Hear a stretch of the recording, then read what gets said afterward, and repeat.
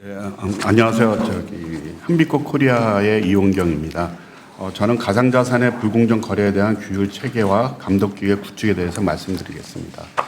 근데 사실 이번 세미나가 기획되고 주제와 제목이 결정된 게 5월 중순이었기 때문에 그 이후에 가상자산 이용자 보호에 관한 그 법률이 국회가 통과가 됐고 7월 18일 날 제정이 됐기 때문에 사실은 제가 발표하고자 하는 규율 체계는 가상자산법에 따름을 미리 말씀을 드리겠습니다. 일단 가상자산 시장에 대한 신뢰를 확보하고 가상자산 산업의 지속적인 발전을 이루기 위해서는 가상자산을 활용한 불공정 거래에 대한 효과적인 규율과 감독이 전제되어야 합니다. 본 발제문에서는 가상자산 시장의 특성과 가상자산 시장에서의 불공정 거래 유형 및 특징을 살펴보고 가상자산 불공정 거래를 효과적으로 통제 또는 감독하기 위한 규율 체계를 수립할 수 있는 방안을 살펴보았습니다. 가상자산 시장의 특징 중 하나는 정보의 비대칭성이 큰 시장이라는 점입니다. 가상자산과 관련한 주요 정보는 가상자산 발행재단, 소수의 대형 거래소, 또 대규모 투자자에 집중되고 있어 이러한 정보의 집중은 일반 투자자로 하여금 가상자산에 대한 합리적이고 객관적인 평가를 어렵게 만드는 요인입니다. 투자자 대부분이 가상자산 거래 시 가상자산 발행재단의 정보를 기초로 거래 여부를 결정하게 됨에도 불구하고 발행재단의 공시 내용의 진위 여부가 담보되지 않고 있습니다. 이는 발행재단의 공시 행위를 직접적으로 규율하는 법규가 부재할 뿐만 아니라 허위, 불성실 공시 등 부적절한 공시 행위를 하더라도 이를 즉시 파악하기 어렵고 공시의 진위 여부에 대하여 심사할 감독 또는 심사기관이 부재하다는 점을 그 원인으로 들 수 있습니다. 부적절한 공시 행위와 관련하여서는 유통량에 대한 허위 공시가 대표적인 예가 될 수 있습니다. 얘는 얼마 전에 아마 사고가 터진 걸로 알고 있는데 그걸로 이제 가름하겠습니다. 그래서 이와 같이 적정 공시와 관련한 어떤 법적 의무 부재 등으로 인해 가상자산 발행재단 등 독점적 정보를 향유하는 주체들의 허위 공시, 불성실 공시 등 부적절한 공시 행위를 악용하여 경제적 이익을 수취하려는 시도가 반복되고 있으며 이에 대해 가상자산 거래소 등은 거래 지원 종료 등 사후적 조치를 통해 대응하고 있는 실정입니다. 그러다 보니까 가상자산 거래소 내에서의 내부 정보 이용 행위 또는 시세 조정 행위 등과 관련해서는 현재 이를 명확히 규제할 수 있는 근거가 없고 각 가상자산 거래소별로 자율적 테두리 내에서 불공정 거래 행위를 적출하고 감시하기 위한 시스템을 구축하고 있으며 그 구체적인 적출 및 감시의 기준은 각 가상자산 거래소 재량에 맡겨져 있습니다. 특정금융정보법 시행령 개정을 통해 가상자산 사업자 및 특수관계인이 발행한 가상자산 취급금지 등의 의무를 신설하여 간접적으로 불공정 거래 행위를 규율하고 있으나 가상자산 시장에 만연한 정보의 비대칭성 등으로 인해 효과적인 규율이 사실상 어렵습니다. 이에 이번 7월 18일 날 제정된 가상자산법에 불공정 거래 행위를 직접적으로 규제하는 내용이 포함되어 있습니다. 또한 최근 금융감독원은 가상자산법 시행에 대비해 가상자산 시장과 사업자 감독 및 불공정 행위 조사 등을 위한 가상자산 거래 모니터링 시스템을 구축할 계획하고 있음을 발표한 적이 있습니다. 다음으로 가상자산 불공정 거래 유형과 특징에 대해서 말씀드리겠습니다. 첫 번째로 미공개 주요 정보 이용 행위입니다. 가상자산법에는 미공개 주요 정보 이용 행위란 투자자의 투자 판단에 중대한 영향을 미칠 수 있는 정보로 불특정 다수인에 공개되기 전의 정보를 이용하여 재단 관계자, 가상자산 사업자, 이들의 특수 관계인 등이 가상자산을 직접 또는 제3자를 통해 매매하는 행위를 의미합니다. 미공개 주요 정보로는 첫 번째, 가상자산 거래소의 거래 지원 또는 상장, 보통 이제 거래 지원이라는 표현도 쓰고 코인 상장이라는 표현도 씁니다. 거래 지원의 개시 및 종료 사실. 두 번째로 가상자산 발행 재단에 대한 대규모 투자 사실. 세 번째, 가상자산 활용과 관련한 파트너십 체결 사실 등을 들 수 있으며 특히 가상자산 거래소의 거래 지원과 관련한 정보는 가상자산의 가격 변동에 큰 영향을 미치는 정보로 간주되고 있습니다. 특히 특정 가상자산 거래소의 거래 지원 여부는 가상자산의 단기적 또는 장기적 가격 변동에 중요한 변수로 작용하고 있음은 시장에서 통용되고 있는 사실입니다. 그 다음에 그 이하의 자본시장법상 비교는 건너뛰겠습니다. 두 번째로 이제 시세 조정 행위가 있고요. 시세 조정 행위란 가상자산 매매가 상황을 이루고 있는 듯이 잘못 알게 하거나 타인에게 그릇된 판단을 하게 할 목적으로 통정매매 등의 행위를 하는 것을 의미합니다. 통정매매 또는 가장매매는 매수도자가 동시에 매도수자가 되어 매도와 매수를 동시에 하는 것으로서 시세를 조작하는 방법입니다. 이와 같은 행위를 통해 거래량을 부풀림으로써 가상자산 거래소의 입장에서는 유동성 확보에 긍정적인 영향을 미칠 수 있고요. 가상자산 발행재단의 입장에서는 거래량이 증가함에 따라 가상자산 가격 상승을 기대하는 가상자산 투자자의 가상자산 매매를 유인할 수 있는 수단에 해당됩니다.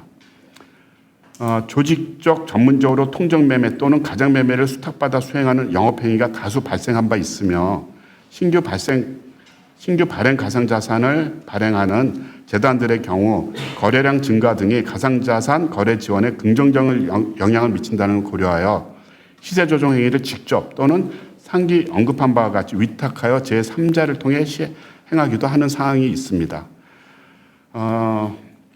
세 번째로 부정거래 행위이고요. 부정거래 행위란 부정한 수단, 개입, 기교를 이용한 행위, 또 중요 사항의 거짓 기재, 거짓의 시세 이용 등을 통한 행위를 의미합니다. 가상자산 시장에서의 부정거래 행위는 대개 사기적인 수단을 활용하여 가상자산의 가치를 왜곡하는 등의 방식이 주로 이루어지고 있습니다. 가상자산을 활용한 다단계 금융사기, SNS를 이용한다든지 아니면 리듬방을 이용한다든지 그런 거를 예로 들 수 있고요. 그래서 가상자산을 활용한 고수익을 보장하며 투자금을 모은 뒤 투자금을 돌려주지 않는 방식의 사기입니다. 새로운 가상자산에 투자하면 고이자율, 원금 반환 보장한다는 등의 기망행위를 통해 투자금을 탈취하는 사기의 행각이 발생하고 있고 앞에서 얘기한 그 두 가지 유형과는 달리 현행법상 직접적인 형사처벌이 가능한 행위가 용이하던 점은 특이점입니다. 다음으로 이제 국내 가상자산 불공정 거래에 대한 규율 책임이 시사점이고요. 사실은 이제 미국은 SEC와 CFTC가 각각 나눠서 업무를 담당하고 있고요. 한국은 두 번째는 이제 국내 같은 경우는 특검법에도 나와 있고 이번에 가상자산법에 의해서 불공정 거래 행위에 대해서 규율을 하고 있습니다. 그래서 저희가 보기에는 불공정 거래 행위를 규율함에 있어서 고려해야 될 점은 첫 번째, 가상자산 및 가상자산 시장의 정보의 비대칭성이 존재한다는 점. 두 번째, 하나의 거래 시장에서 모든 거래가 이루어지는 증권 시장과 달리 가상자산을 취급하는 가상자산 거래소가 다수라는 점. 세 번째로는 다수의 가상자산 거래소별 가상자산 가격의 변동이 거래소 상호 간 영향을 미친다는 점. 네 번째, 가상자산 특성상 불공정 거래 행위는 범국정성을 가지기 쉽다는 점. 그래서 아마 우리나라 거래소뿐만 아니라 해외 거래소하고 연계된 아마 불공정 행위도 발생할 수 있다는 것도 특이점이라고 보시면 됩니다.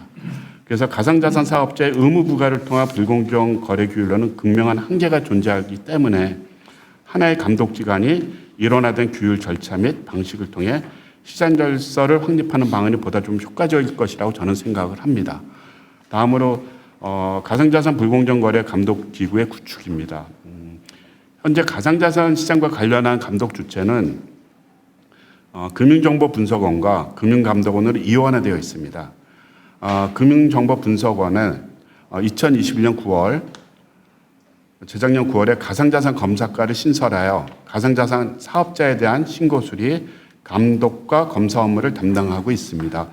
표 1을 보시면은 가상자산 검사과의 주요 업무가 표기되어 있고요. 첫 번째는 가상자산 사업자 관리 감독, 그다음에 신고 수리, 갱신, 말소에 관한 사항, 그다음에 가상자산 사업자 검사 및 제재에 관한 사항으로 보시면 될 것 같습니다. 한편 금융감독원은 조직 내 복수의 부서에서 가상자산 관련 감독 업무를 담당하고 있습니다. 첫 번째 이제 자금 그 표의를 보시면 자금 세탁 방지실이 있고요. 그 안에 사실은 4개의 팀이 있습니다. 그 4개의 팀 중에 자금 세탁 방지 운영팀이 있고요. 자금 세탁 방지 운영팀은 특검법 제7조 8항에 따라 가상자산 사업자가 FIU에 신고 및 변경 신고에 대해 심사를 신청할 경우 그 심사를 위탁받아 처리하고 있는 부서입니다. 그다음에 두 번째로 표 1을 보시면 디지털 금융 혁신국이 있고요. 그 안에 디지털 자산 연구팀이 있습니다. 그래서 디지털 자산 연구팀은 디지털 자산 관련 업무 총괄 및 법규 재개정 지원, 금융감독원은 법규 재개정 권한이 없고요. 금융위가 재개정 권한이 있고 그거에 대한 어떤 지원 업무를 담당하고 있습니다. 그래서 그런 가상자산 관련한 법규 재개정 지원 등에 대한 업무를 담당하고 있고요. 사실은 조직 법에 의해서 업무를 딱 2가지 부서에서 하고 있고요. 나머지는 지난 5월에 그 가상자산, 토큰 증권 등 신종 디지털 자산에 대한 조사 기법 등을 검토하여 불공정 거래에 선제적으로 대응하도록 조사 1국 내에 그 표 2번째 단입니다. 조사 1국의 디지털 조사 대응반을 신설하여 운영하고 있습니다. 이거는 이제 임시 조직이기 때문에 사실은 이제 그 조직 내에는 들어가 있지 않는 걸로 알고 있습니다.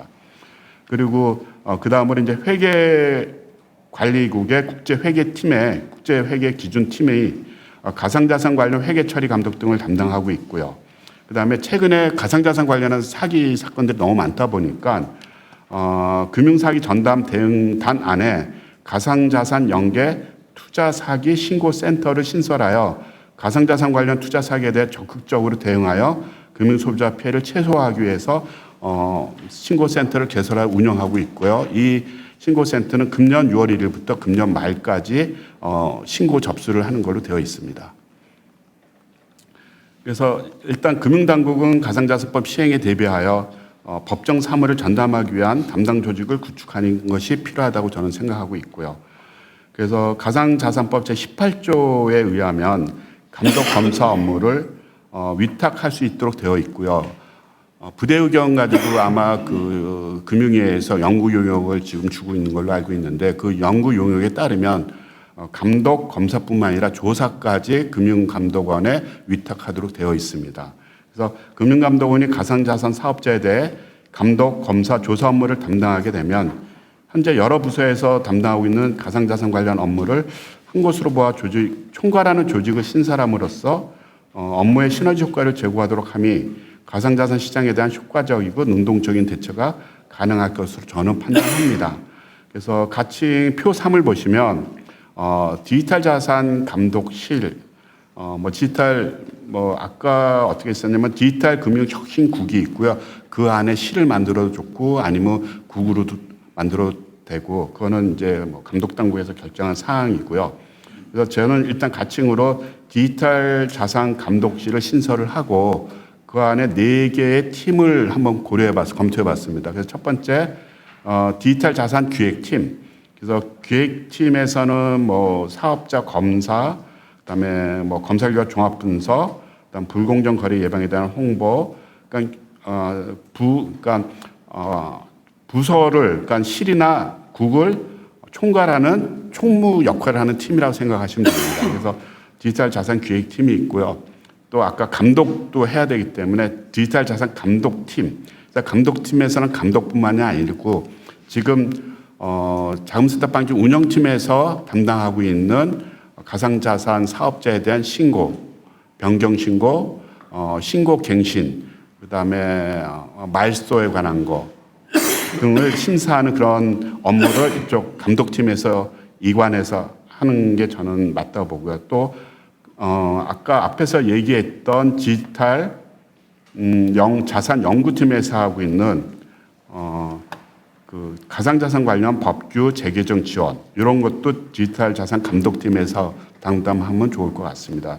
그다음 세 번째로 이제 검사팀. 지금은 아마 그 FIU의 가상자산 검사과에서 거래소들 지금 검사가 하고 있는데 그거를 이제 업무 위탁을 하기 때문에 디지털 자산 검사팀에서 했으면 좋을 것 같고요. 마지막에 디지털 자산 조사팀에서 불공정 행위에 대한 조사를 하면 어떨까. 그래서 저는 요게 4개 팀을 정도로 해서 하나의 부서를 만들면 시너지 효과가 되지 않을까 저는 그렇게 생각을 하고 있습니다. 그러니까 일단 맺은 말은 제가 그 원고에 있으니까 원고를 가름하겠습니다. 이상입니다.